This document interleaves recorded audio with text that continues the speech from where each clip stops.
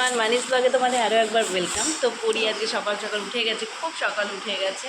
আর এই দেখো তুমি কোথায় বসে আছো? উঠে এই যে উঠেই পার্কে বসে আছে। এই দেখো পা ঝুলিয়ে।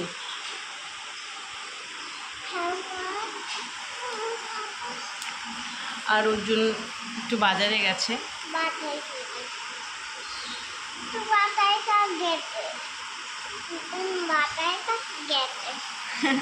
তো আমার ফোনে একটা কদিন ধরে সমস্যা হচ্ছে, যখন আমি ভিডিও আপলোড করতে বসাচ্ছি না, তখন মানে আগে যেমন আমার তো ওয়াইফাই আছে, একদম তাড়াতাড়ি হয়ে যায়, 1-2 মিনিটে হয়ে যায়, কিন্তু এখন সেটা 1 ঘন্টা 2 ঘন্টা লাগছে। কী সমস্যা হচ্ছে জানি না, তার জন্য ফোনটাকে একটু নিয়ে যাব ফোনের দোকানে, নিয়ে যেয়ে বলতে হবে। অর্জুনকেও দেখালাম, বুঝতে পারছে না, আমিও বুঝতে পারছি না। কী হয়েছে মা? সকাল উঠে দেখো এই জায়গাটা ফুটেছে। বললিন দিদি মাম্মা দ্বারা বলিন নিয়ে আসি, দিয়ে দিচ্ছি।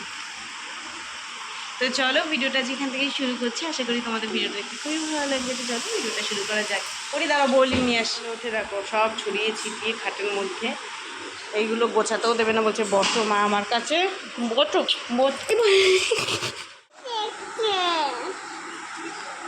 বসো দিদি, খেয়ে না।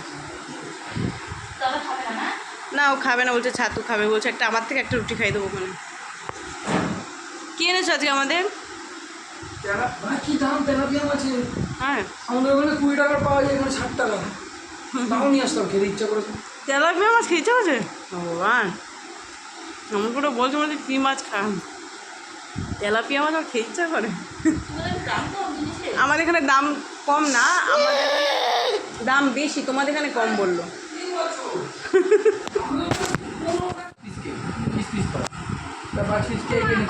বলো।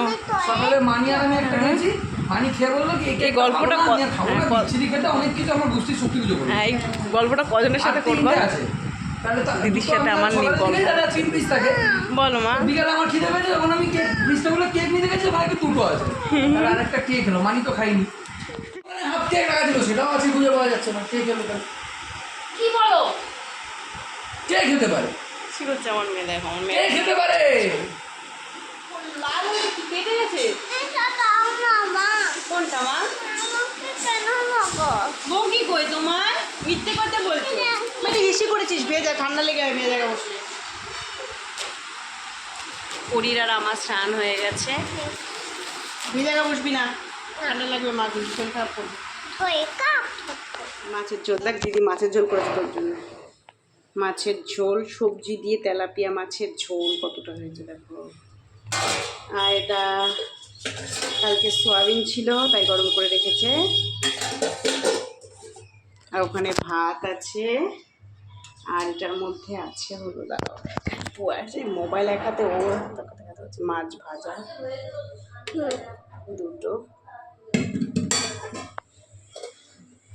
এটা মাছের তেল, আর হয়েছে উচ্ছে আলু ভাজা আর ভাত, ব্যাস এই হয়েছে। অনেক হয়ে গেছে রান্না।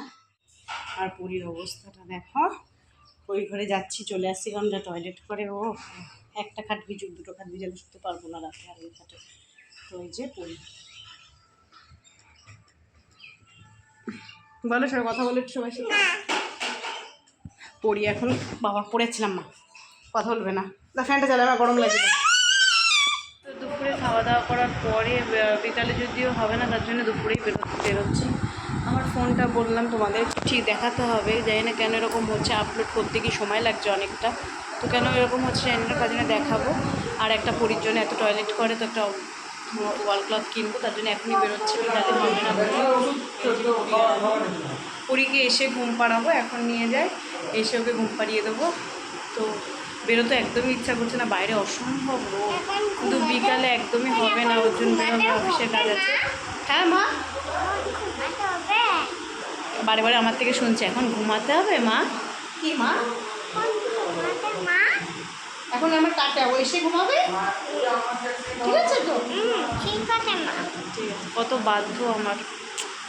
এখানে একটা সমস্যা, হেলমেট সবসময় পরতে হয়, কাছে আর দূরে যেখানেই যাও না কেন। আর বাইরে কত রোদ দেখো বাবা, দেখেই তো চোখটা কেমন হয়ে যাচ্ছে। পুরীর প্রথমে ওয়াল ক্লথটা নেব, তারপরে আমার ফোনটা দেখাবো। বাবা গাড়ি রাখতে গেছে মা। ভিড় মার্কেটে, আসলে পুজো আসছে না,